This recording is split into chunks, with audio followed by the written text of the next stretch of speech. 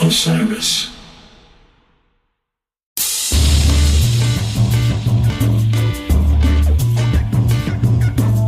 Hello and welcome to Spotlight On, presented by Osiris Media. I'm your host, Lawrence Purrier. Today the spotlight shines on John Brodeur, leader of the music project Bird Streets. John first conceived of Bird Streets as his return to a band format after a long career as a solo artist. This new band point of view proved to be artistically freeing, and John joins us today to talk about Lagoon, the second Bird Streets album. Among John's collaborators on Lagoon are Pat Sansone of Wilco, Michael Lockwood, who's worked with Aimee and Fiona Apple, Ed Harcourt, John Davis of Superdrag, and even Jody Stevens of Big Star. Lagoon is a lush and complex record filled with moments of intense emotional vulnerability and second-to-none pop songwriting. John brought his openness and his storytelling ways to our talk, and I hope you enjoy.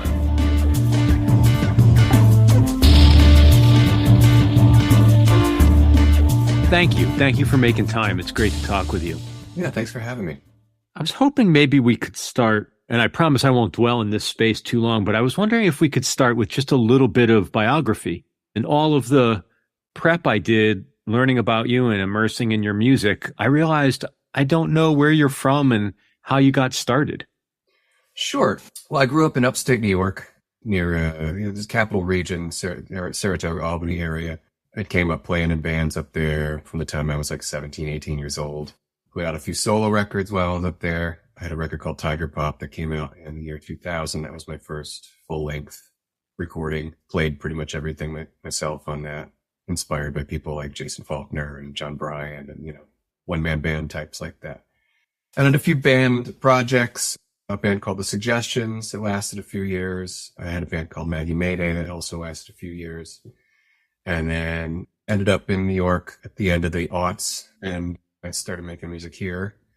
Bird Streets came about some years later after a couple more solo recordings kind of came and went, and not much was happening with them.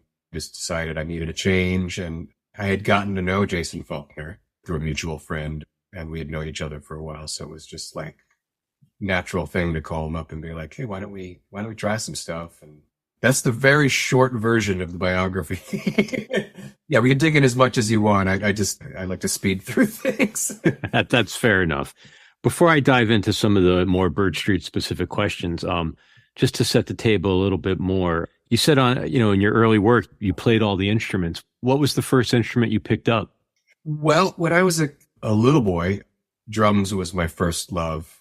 It wasn't necessarily the first thing that I studied or anything like that. I studied saxophone in grade school and up through a little bit of college, but I was always more rock focused. I got a guitar around my 12th birthday and sat down and taught myself some songs, just listening to the radio. And it was like this world opened up. I was like, that's where I'm going with this thing.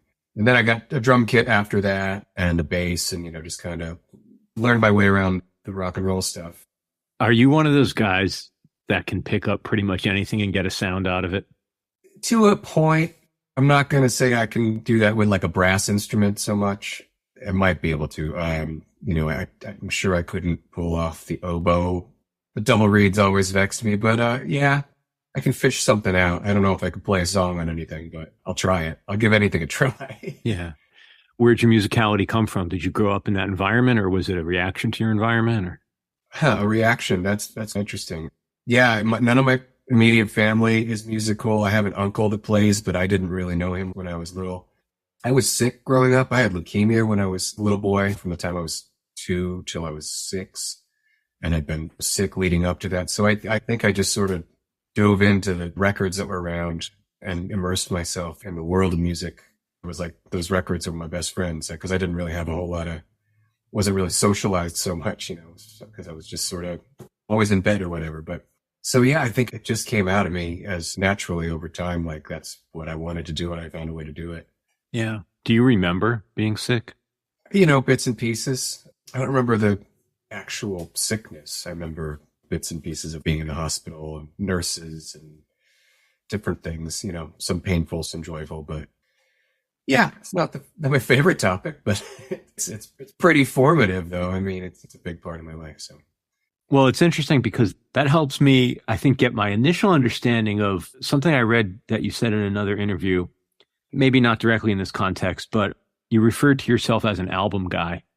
I think you were talking about more as, as an artist, you're an album guy. But I wonder, could you unpack that for me a little bit? Because obviously in this day and age, even our favorite artists, we don't always get through a full new album, or certainly when everything was formatted to the CD, I often felt like, maybe if this was less album, not a full 85 minutes or whatever it was. But, what's it mean to you to be an album guy?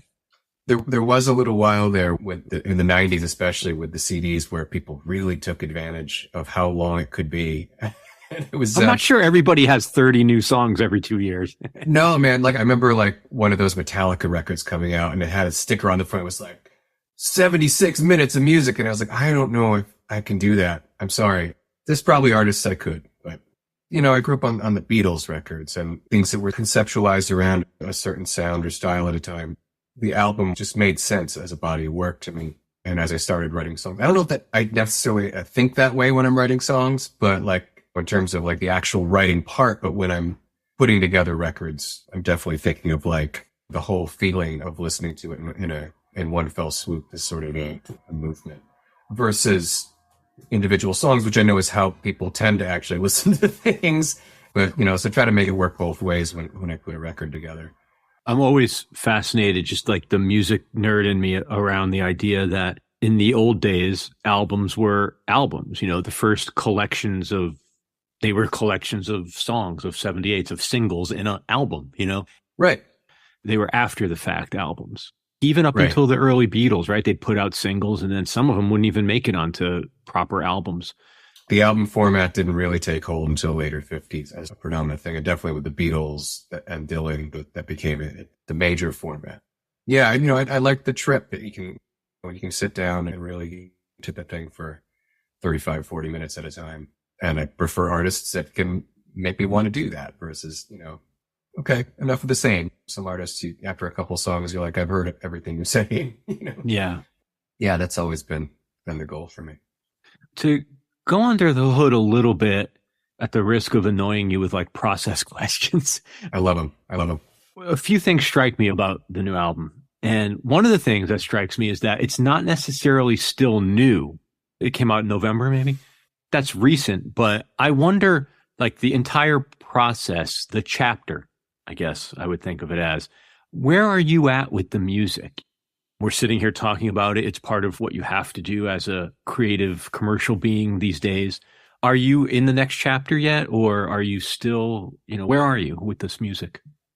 I am thinking about the next chapter. I'm always thinking about the next thing because I've always got a bunch of songs that are sitting there that didn't make the last one. I probably have 40 or 50 songs, or at least seeds that are close to songs that I'm like, what am I going to do with that? Even as I'm finishing an album, I'm already on to the next one mentally. But with this record, because it's weird, because this happened so much on either side of the pandemic. The first 9 songs, I think, were done before COVID. And then there was a big break where we couldn't really do anything. The original plan was to do it all with musicians in studios. And that was no longer really a thing we could do at a point. And then we finished it, I guess, the beginning of last year and finally got it out in November. So it's been gestating for a long time. I've been sitting with the songs for a long time. However, I also haven't gotten to play them live a whole lot. Really only done a handful of gigs since we started doing gigs again. Post-COVID, I didn't do a gig until June of last year. And since June, it's only really been 4 or 5 shows. We've been waiting to get out on tour and stuff, which will be in the spring and summer this year. So that is to say, the songs haven't worn out their welcome for me yet. There's still pretty fresh in a lot of ways. And I still am enjoying playing them when I get to for people and seeing how they react to them in that context. I mean, I enjoy the feedback that people give me on the recordings, but it's a different thing when you get in front of people and you can see them feeling it. And it's something I'm still excited about. Yeah, it strikes me as an element of unfinished business with these songs. Like now, how do they stand up when I take them off the shelf and out into the road? Yeah, exactly. It's just a different world. I don't live for live performance. I love it, but I also want to make more records. But I'm at that point right now where I'm just like, all right, now we got to start playing more shows. And at the same time, working on music for the next thing, which is I want to try to keep things coming every couple of years. This one took 4 years because of a 2-year setback. So I'm like, all right, maybe we can get something out this year. But we'll see how that goes. For you as an artist, how frozen in amber are the songs in terms of arrangement, exploration? Like when you take them out on the road, is there still evolution for the songs, or is this performance of what you captured on record?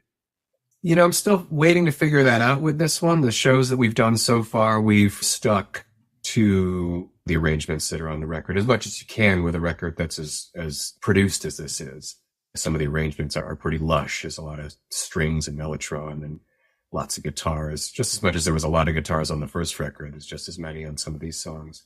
There's only so much you can do with 4 or 5 people. We've done most of the shows so far with 5 people. If we actually tour with the band, it'll probably be 4. So we're going to have to do some real radical reimagining of how they go. But I'm also, I'm not really tied to it. The song is the song, and what goes on within it, you just pick the parts that are most important, and the rest of the stuff's candy. So I try not to dwell too much on. I hear it when I play live. I hear the things that I know from the recording, but the important part is the vocal and the guitar or whatever the accompaniment is. And everything else just goes around that. I also suspect that to a certain extent, the segment of the audience that is familiar with your music, as opposed to somebody who's, just being introduced at the gig, they hear those parts too. Like as an audience member, it gets filled in. You're not necessarily in real time obsessing about what's not there. Absolutely. Unless you're one of those people. I can be one of those people. I found myself in concerts before going like, where's the thing? Whatever. But yeah, I think most people understand it.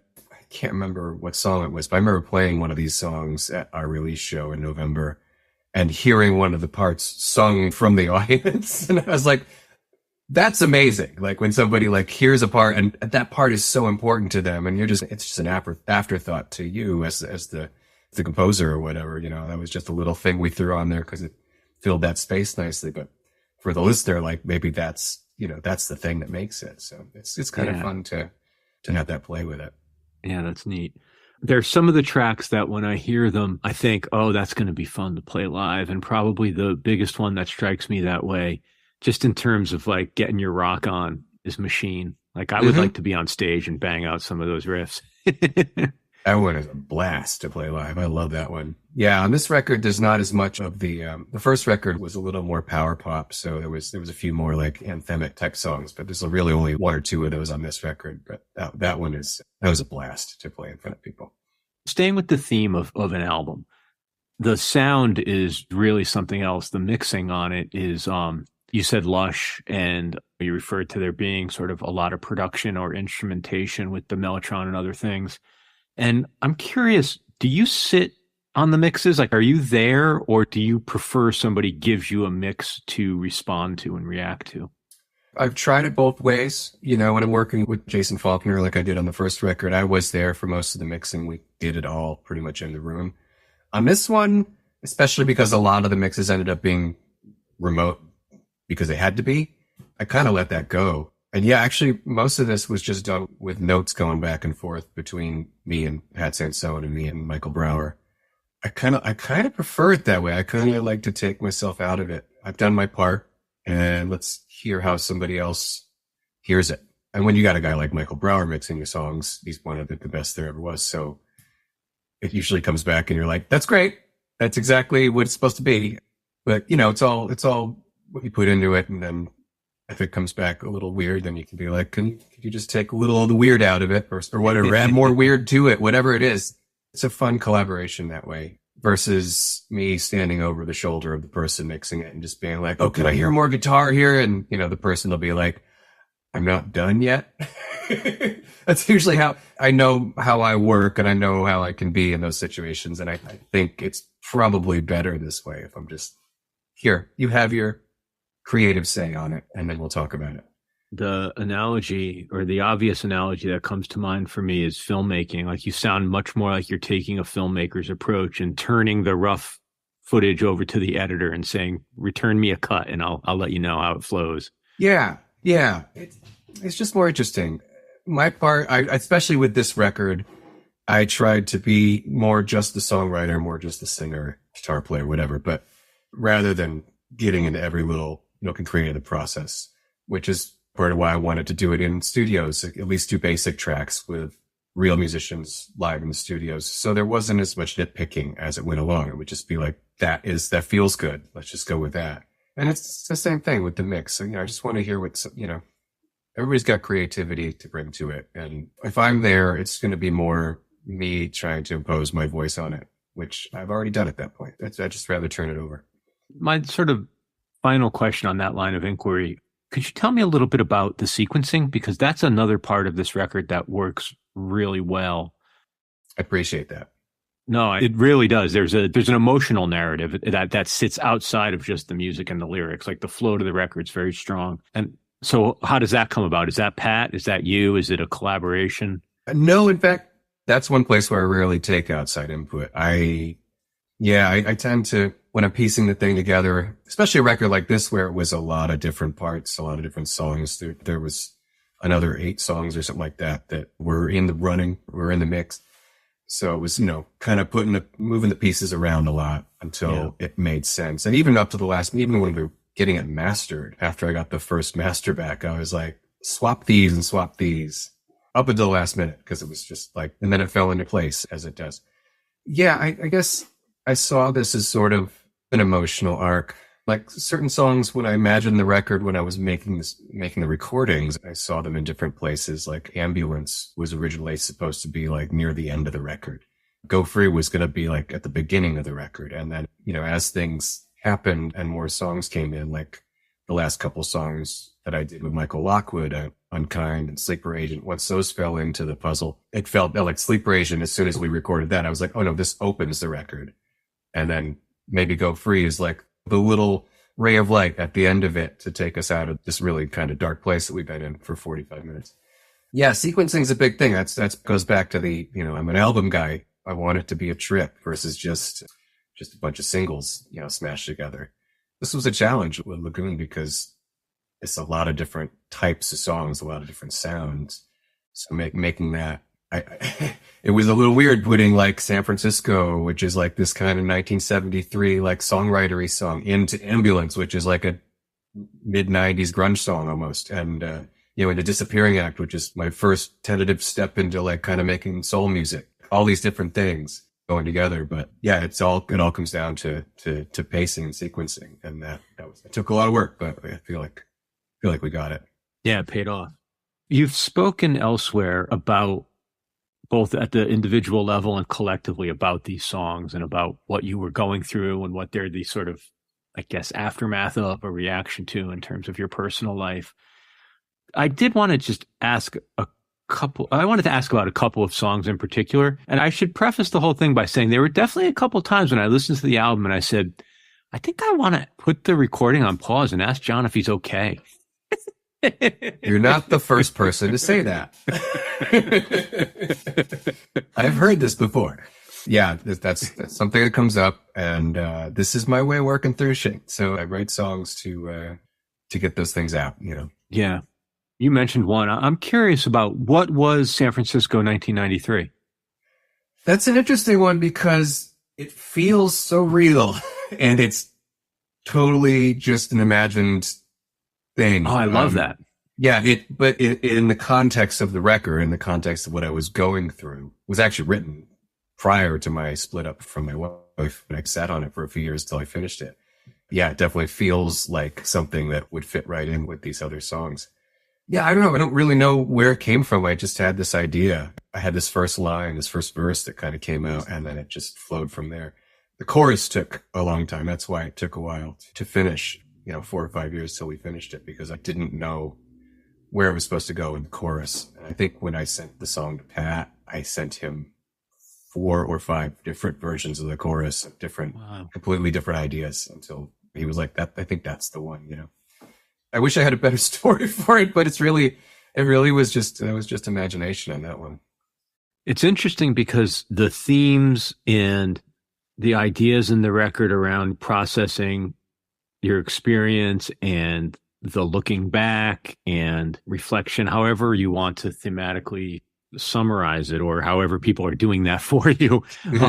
It's this one, it's almost like, it's like a fake nostalgia, not fake it's not a condemnation, but in the context of all these songs that have genuine nostalgia or rumination, this one is it's interesting. I don't know what it means, but it's interesting.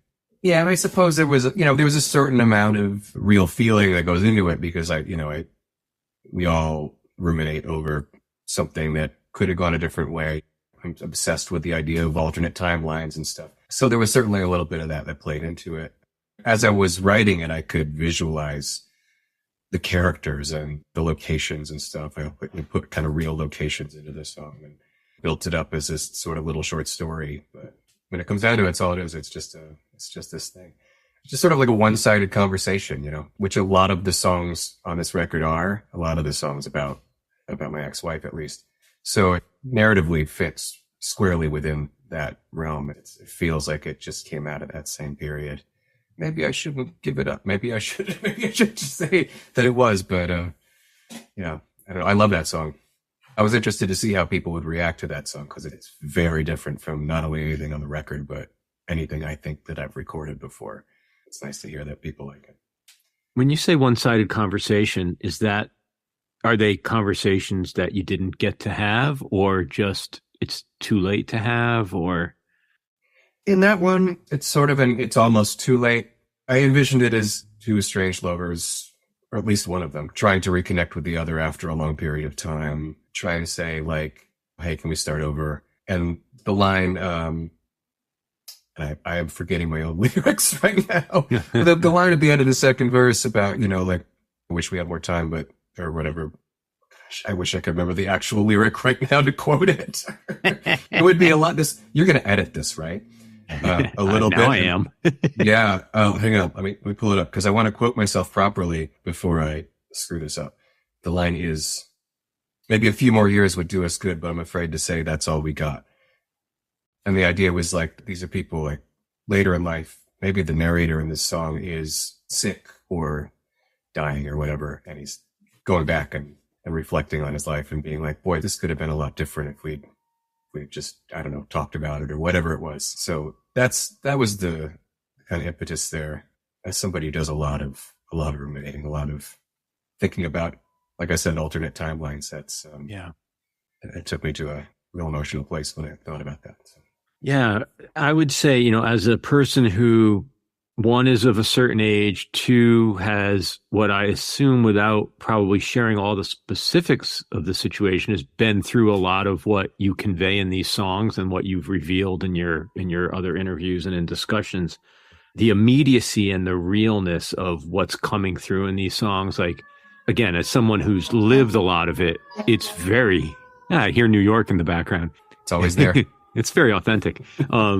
Well, I guess, yes, the authenticity of the experience comes through, for sure. The immediacy of those feelings. It was very visceral, for sure. Part of it is just processing things. Part of it is, like a lot of these songs, like I said, one-sided conversations. These are things that I wish I could say, or in some cases, wish I had said. And part of putting them out there, because it's a pretty vulnerable record, part of putting that out there is getting that kind of response back from other people that are like, yeah, I feel that. I've been there. I can connect with that. That's been a really important part of the process too for me. Not just being like, this is all how I feel, but like knowing that it's like, oh yeah, other people feel this way too. We've all gone through something. If not a divorce, we've all had a breakup that ruined us at some point. So like, you can get in under the hood on that. So yeah, that's a big part of it. We will be back with more Spotlight On, presented by Osiris Media, after this break. And now, back to Spotlight On. Another song that, along the lines of vulnerable, but also in a strange way, a big fun song, is Burnout, in terms of the music. And as I was listening to it, or one of the times I listened to it, it occurred to me, it has that strange potential, especially when you put it in front of an audience, to become a song that's taken the wrong way. Sure. And it becomes an anthem. I can hear that. Yeah. And Obviously, it's not. It's not, but not even remotely so. It's one of the more self-loathing songs on the record. But yeah, it's got this sort of chant in the last minute or so of the song that I could see people sort of taking as almost like a rallying cry. It's not that, obviously.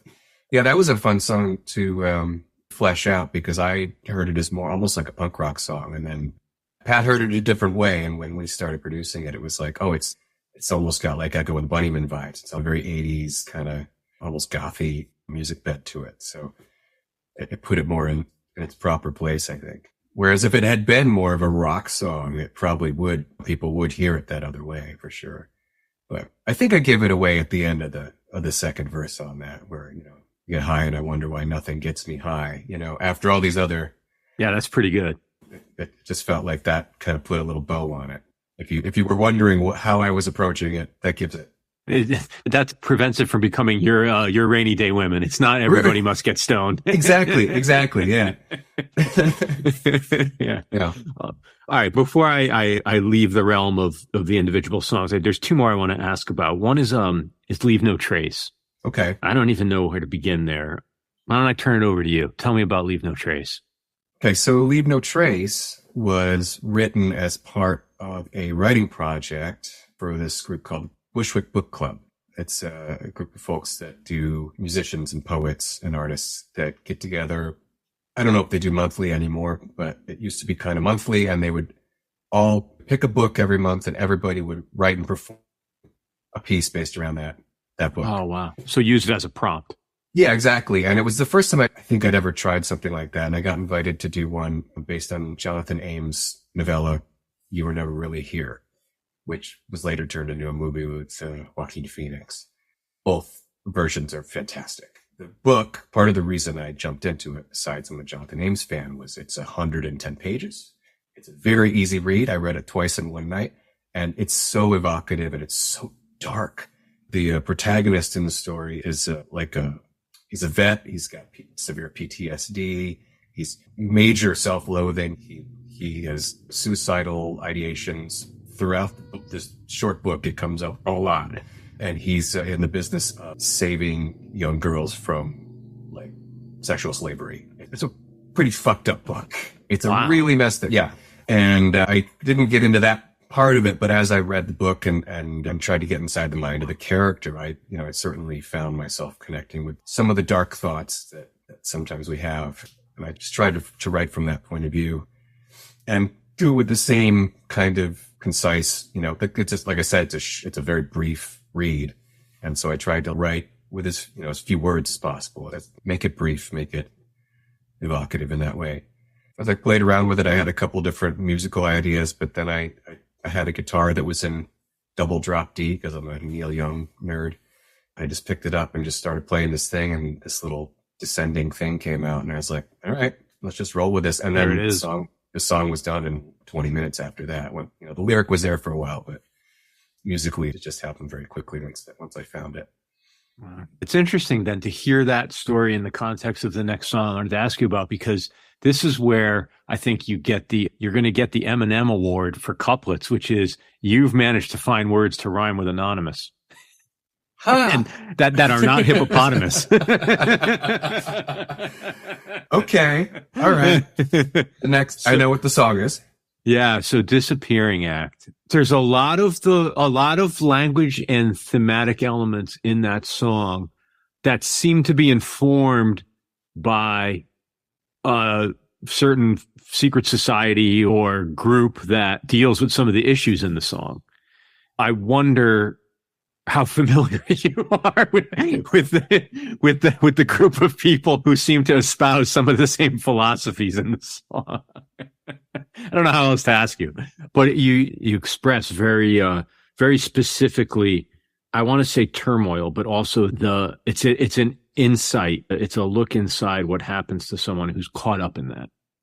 That's a tough one. That's the Disappearing Act is this one song, and there's some heavy tunes on this record.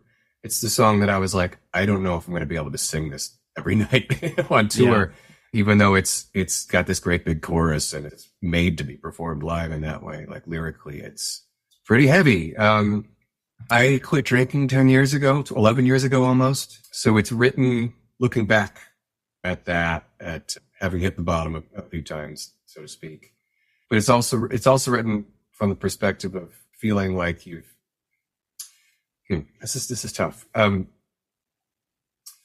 Feeling like that's wasted time and feeling like you have been just spinning your wheels. And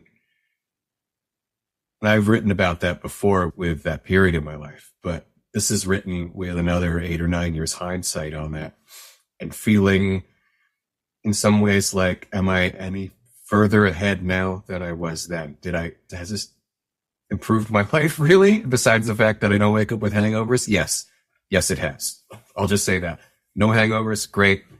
Would never go back. Best decision I ever made. But sometimes it's when you're still like pushing the same rock up the same hill as an indie musician, it's like, what am I doing? So there's a little bit of both things there. It's kind of two different tacks. If your question was, do I go to meetings? I don't. I never did. I did one meeting after I quit. I went with a friend who'd been sober for about 10 years at that point. She took me to the meeting.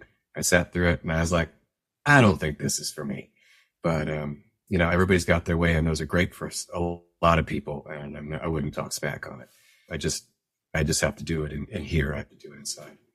Yeah. And write my way through it or whatever, Thank you for that. It's interesting in that, a lot of people talk about how there's an amplification, right? Like when you drink and you think your personality becomes bigger and you become more gregarious and fun and, right. The life of the party kind of thing. So you think. Yeah, exactly. But most people aren't doing it to do that. They're doing that to obliterate themselves. They're doing that to disappear because there's something that's not working correctly for them. Yeah. And I think that was a big part of when I finally put it down. It was like, wait a minute, this isn't fun. I'm not having fun. I am just trying to find the bottom again or whatever. You're just trying to like put myself to sleep. So yeah, trying to remember who to apologize to sucked. I hated that. I'll be honest. I got lucky in some ways. At least I've been told. A lot of people told me like, you never seemed like a total mess. And I was like, I guess in that way I held it pretty good. Held my liquor. I don't think that's a good thing. I kind of wish I was more of a mess because somebody might have said something sooner, Yeah. Do you create in any other media? Do you paint? Do you draw? Are you filmmaker? Because you speak very visually. Like it sounds like your process is very similar to a visual artist. And I'm just curious if you work in other fields. I'm not a creator in any other fields. I work in film sometimes, but not as a filmmaker. I do some background work as a day job. You may see me crossing the street in your favorite TV show sometime. Are you the corpse on Law and Order? I haven't been a corpse yet, and that is sort of one of those boxes I've been waiting to check. That's how you know you made it in New York. That's at least it's sort of a rite of passage.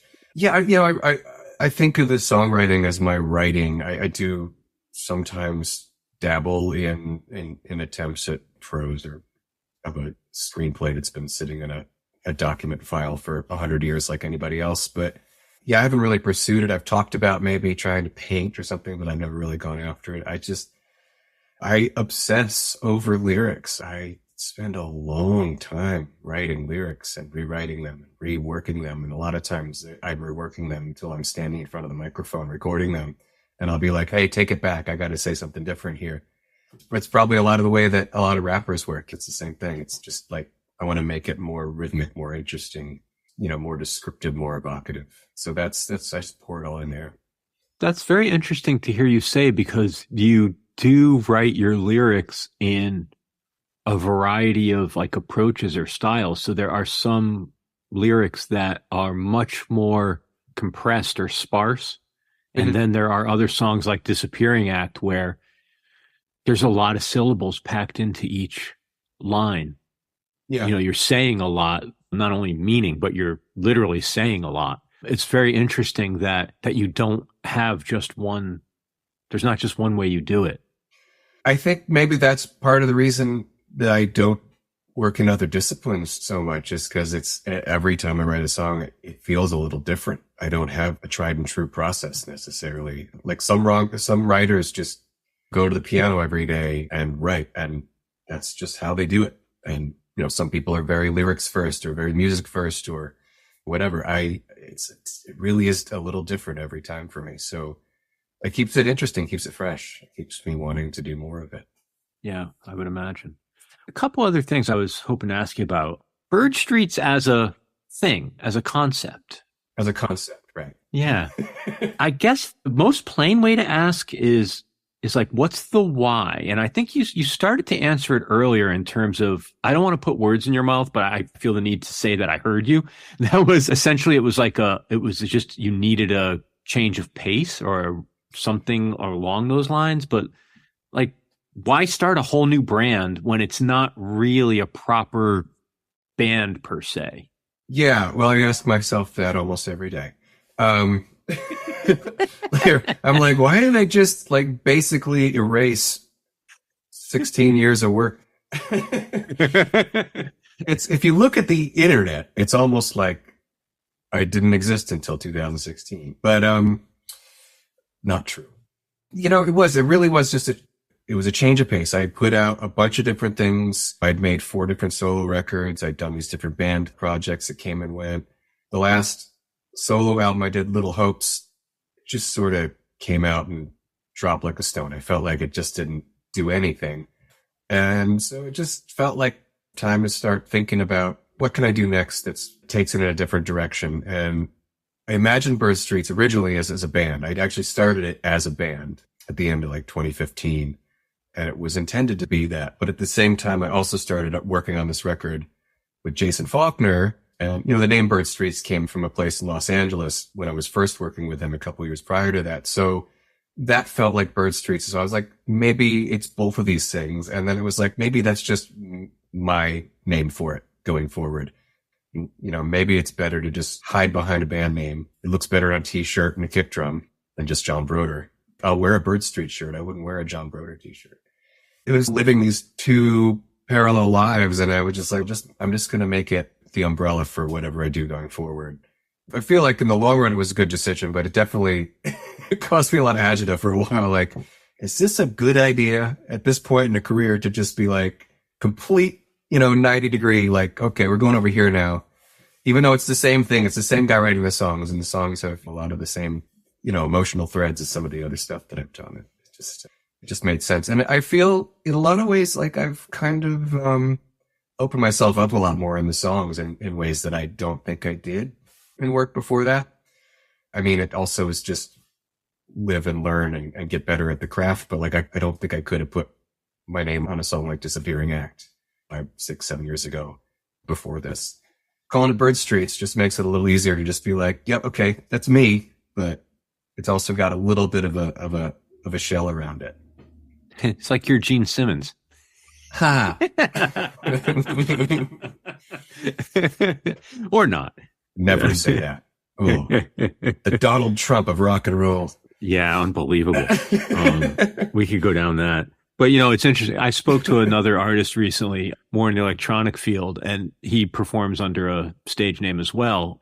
And he said something very similar. It basically allows him to be a version of himself that he might not otherwise be. In his case, he was a little more specific in terms of how he can behave on stage. He's more reserved, in quotes, in real life.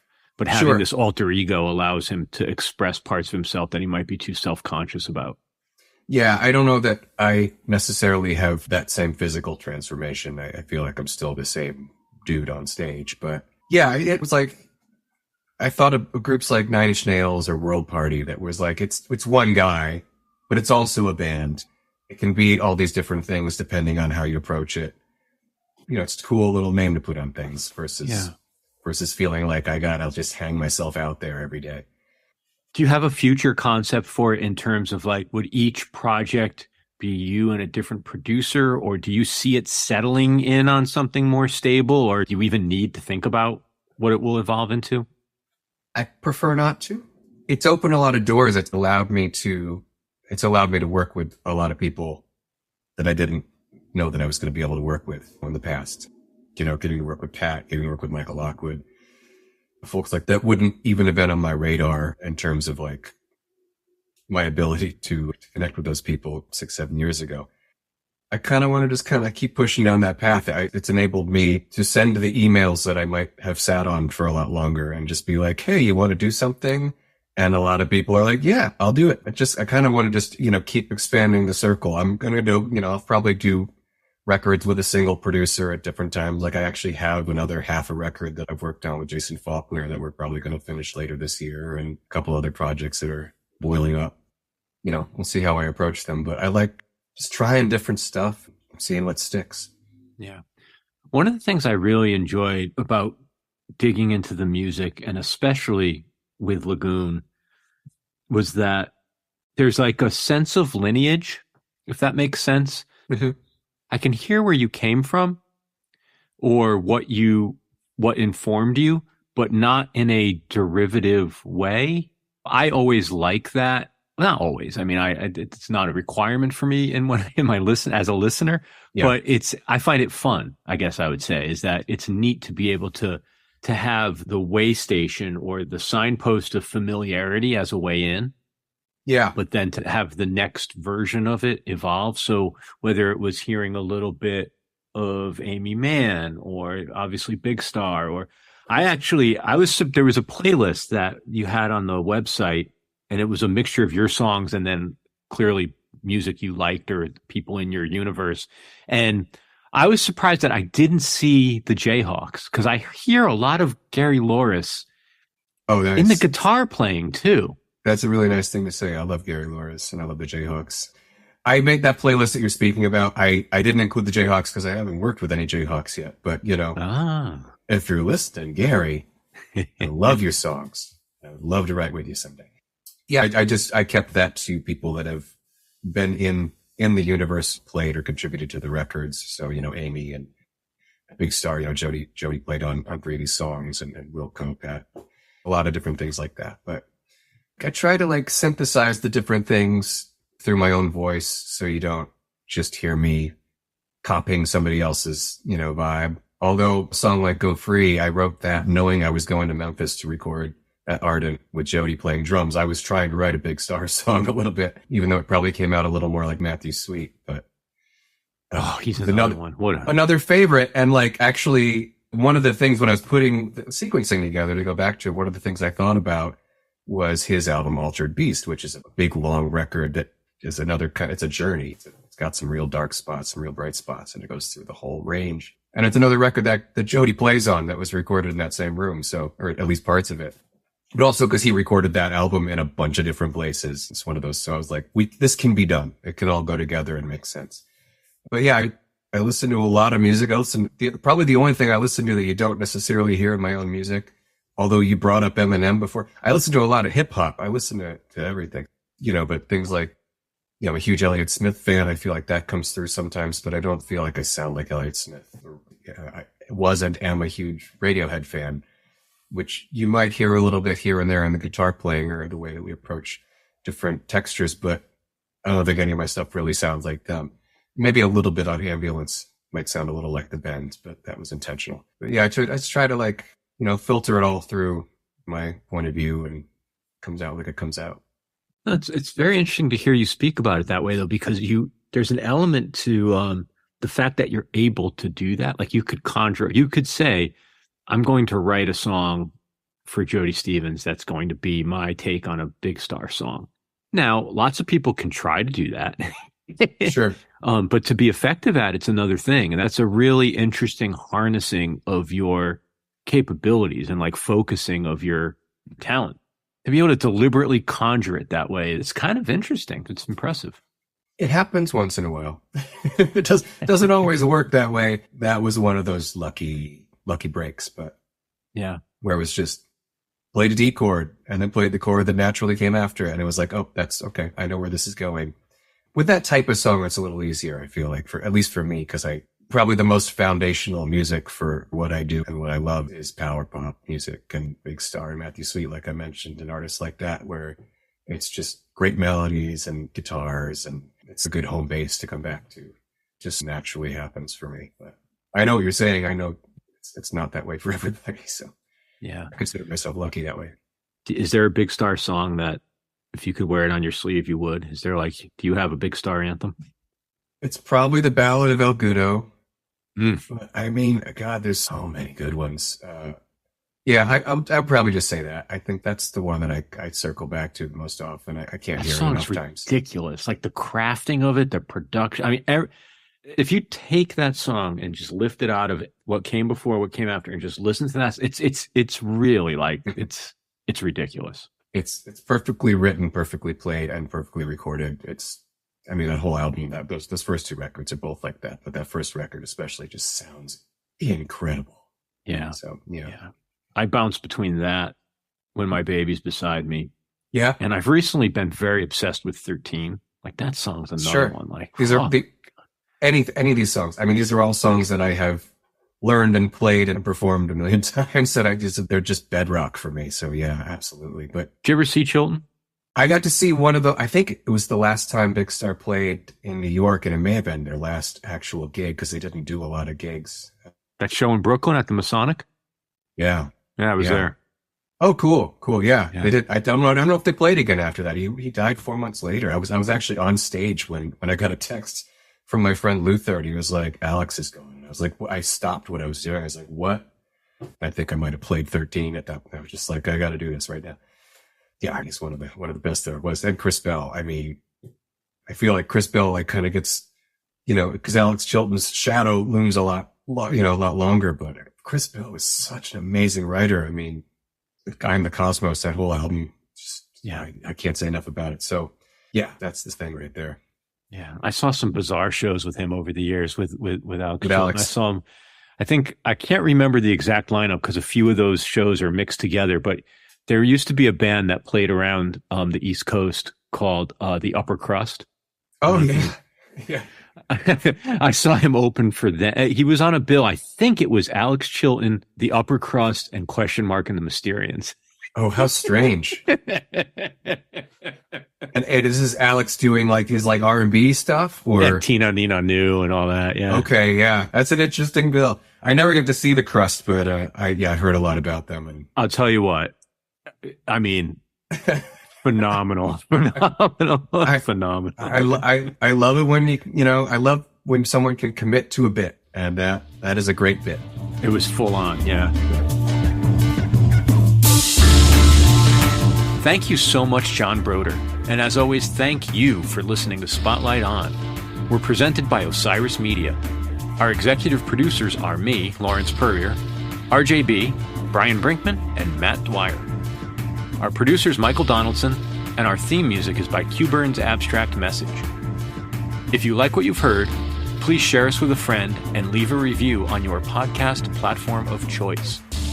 Visit us online at spotlightonpodcast.com or at spotlightonpod on Instagram and Twitter. Thanks for listening, be safe, and stay in touch.